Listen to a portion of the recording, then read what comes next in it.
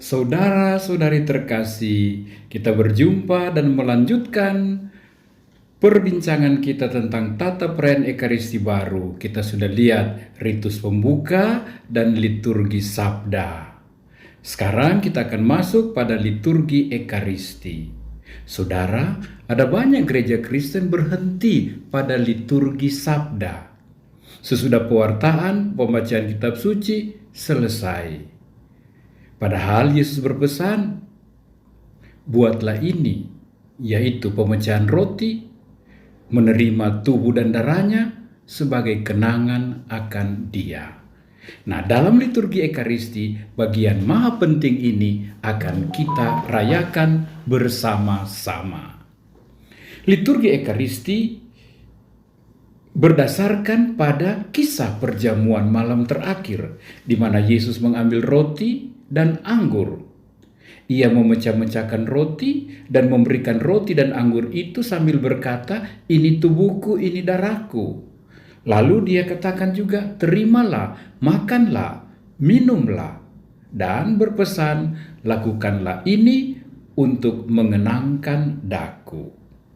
Nah, itulah justru yang juga kita rayakan pada perayaan Ekaristi kita. Kita akan mulai dengan persiapan persembahan, roti dan anggur dibawa ke altar. Kemudian konsekrasi pada saat doa syukur agung, di mana roti dan anggur berubah menjadi tubuh dan darah Kristus. Kemudian dilanjutkan dengan pemecahan roti dan kita menerima roti, tubuh dan darah Kristus. Liturgi Ekaristi dimulai dengan persiapan persembahan sampai pada ritus komuni. Persiapan persembahan dimulai sambil umat duduk. Nyanyian persiapan persembahan dimulai sementara pelayan meletakkan corporale, purificatorium, piala dan pala, dan buku misa di atas altar. Kemudian wakil umat mengantar persembahan lain seperti roti dan anggur atau pemberian-pemberian lain untuk keperluan gereja dan orang-orang miskin. Sementara itu, nyanyian persembahan mengiringi baik persiapan persembahan maupun perarakan. Andai kata tidak ada prosesi perarakan, tetaplah nyanyian dilakukan. Jika tidak ada nyanyian, maka imam dapat mengucapkan rumus doa dengan suara lantang. Terpujilah Engkau ya Tuhan Allah semesta alam, dan seterusnya. Perlu diperhatikan bahwa imam tidak perlu memberkati para pembawa persembahan. Juga hendaknya diperhatikan yang tidak ikut diarak dalam perarakan persembahan ini adalah piala, purificatorium, pala. Sementara yang lain boleh dibawa dan selanjutnya akan diletakkan di kredens, jangan pernah diletakkan di lantai, begitu juga dengan uang derma. Usahakanlah ada sebuah meja kecil yang disebut kredens. Inilah doa yang diucapkan imam di atas persembahan. Kemudian diakon atau imam akan menuangkan anggur dan sedikit air ke dalam piala sambil berdoa dalam hati. Sebagaimana dilambangkan oleh percampuran air dan anggur ini, semoga kami layak mengambil bagian dalam kealahan Kristus yang telah berkenan menjadi manusia seperti kami. Kemudian imam membasuh tangan sambil berdoa. Saudara, kita lihat betapa pentingnya kesucian jiwa dan raga sang imam yang akan menjadi konsekrator dari roti dan anggur menjadi tubuh dan darah Kristus. Karena itu, sebelum bagian suci itu, ia berdoa, Tuhan, basuhlah aku dari kesalahanku dan sucikanlah aku dari dosaku.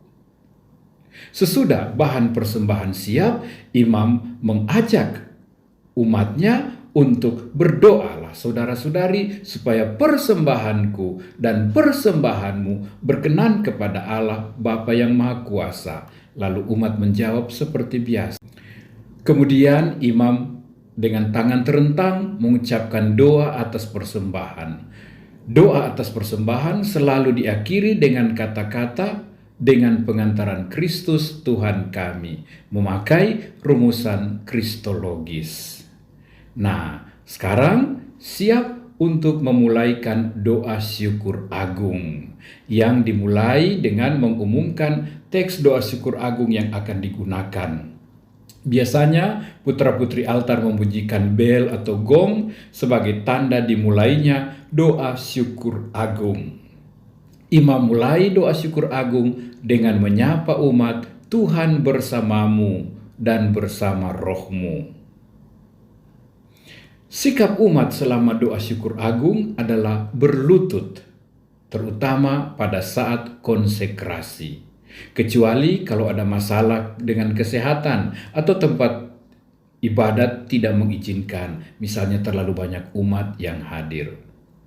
Mereka yang tidak berlutut karena alasan kesehatan pada saat konsekrasi hendaknya membungkuk dengan khidmat pada saat imam berlutut sesudah konsekrasi. Kalau umat sudah terbiasa berlutut sesudah kudus sampai doa syukur agung, maka kebiasaan itu seyogyanya dipertahankan. Saudara, mengapa berlutut? Karena berlutut adalah tanda hormat, pujian, dan sembah sujud. Sebuah kesadaran tak pantas di hadapan Tuhan yang Maha Kudus. Sekaligus tanda rindu sebelum menerima komuni kudus, dan tanda syukur dan tanda hormat mendalam atas kehadiran Tuhan dalam hati sesudah menerima komuni kudus. Kita kembali kepada prefasi dan kudus. Prefasi diucapkan imam dengan tangan terentang, dan pada akhir prefasi ia mengatupkan tangan dan bersama umat bersama-sama menyanyikan atau mengucapkan kudus, kudus, kuduslah. Disediakan 60 teks prefasi. Prefasi berasal dari kata Latin prefatio, yang sebenarnya berarti pujian pembuka dari keseluruhan doa syukur yang agung. Biasa dalam sambutan buku ada prakata, itulah yang dimaksud dengan prefasi. Dari antara 60 teks prefasi, ada satu prefasi yang berjudul Prefasi Tanah Air nomor 59 yang adalah hasil karya para dosen dan para mahasiswa Seminari Pineleng beberapa puluh tahun yang lalu. Disediakan 10 doa syukur agung, masing-masing dengan nama-namanya dan tujuan serta kapan penggunaannya. Catatan bagi kita semua, dengan menyesal doa syukur agung dalam misa bersama anak-anak tidak ada lagi. Maka kita kehilangan kesempatan untuk berdoa dan bernyanyi, inilah Yesus yang dikurbankan bagi kita. Rumusan kisah institusi ada yang berubah. Perhatikan, terimalah dan makanlah kamu semua. Dengan jelas, kamu semua disebutkan di sini. Kemudian aklamasi umat sesudah konsekrasi disediakan 3 teks, masing-masing dengan polanya. Ini yang pertama, yang kedua, dan yang ketiga. Santo Yosef telah dimasukkan dalam doa syukur agung. Rumusannya antara lain, kami mohon kasihanilah kami semua agar kami Engkau terima dalam kebahagiaan abadi bersama Santa Perawan Maria Bunda Allah, Santo Yosef mempelainya, para rasul dan semua orang kudus. Rumusan khusus untuk hari Minggu tidak lagi ada.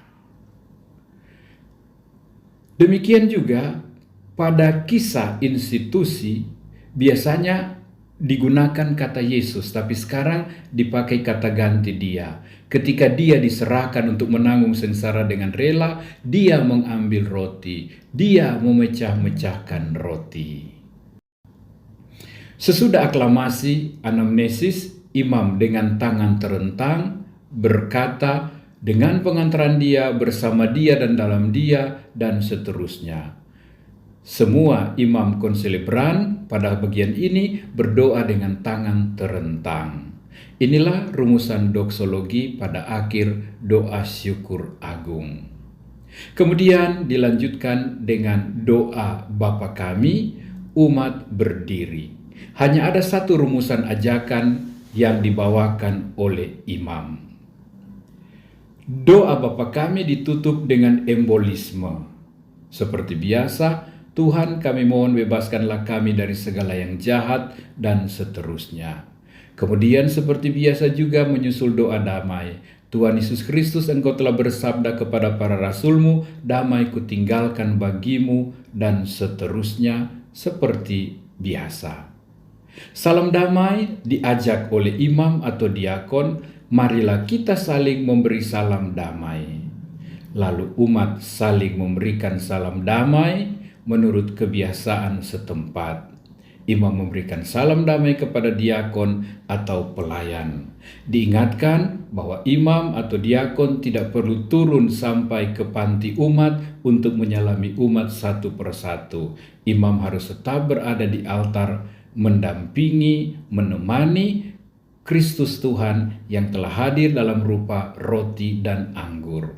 Selanjutnya, pemecahan roti di atas patena, dan sebagian kecil hosti dimasukkan ke dalam piala. Dan imam berdoa, semoga percampuran tubuh dan darah Tuhan kami, Yesus Kristus ini, memberikan kehidupan abadi bagi kami yang menyambutnya. Jangan lupa, akulah roti dari surga yang memberikan hidup kekal. Maka doa ini terarah pada permohonan hidup abadi. Untuk persiapan komuni tersedia satu rumusan saja. Imam mengangkat hosti di atas piala sambil berkata, lihatlah anak domba Allah, lihatlah Dia yang menghapus dosa dunia. Berbahagialah saudara-saudari, dan seterusnya, dan kita menjawab seperti biasa. Sebaiknya kita semua memandang ke sakramen Maha Kudus. Pada saat mengucapkan dan menyanyikan anak domba Allah, umat masih berdiri.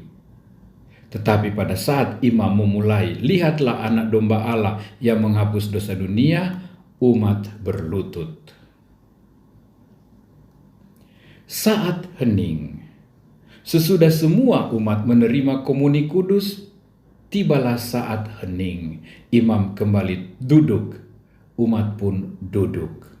Hening sejenak untuk meresapkan kehadiran Tuhan dalam hati umat, bisa juga diisi dengan nyanyian mazmur atau nada pujian lain atau nada syukur yang tersedia pada buku tata perayaan Ekaristi. Disediakan 7 pilihan mazmur dan madah. Kemudian menyusul doa sesudah komuni. Sambil berdiri di depan altar atau di depan kursi imam, menghadap umat, imam berkata dan berdoa, marilah kita berdoa. Kemudian dia menyampaikan doa sesudah komuni. Dengan ini berakhirlah ritus komuni atau keseluruhan liturgi Ekaristi, dan akan disambung dengan ritus penutup.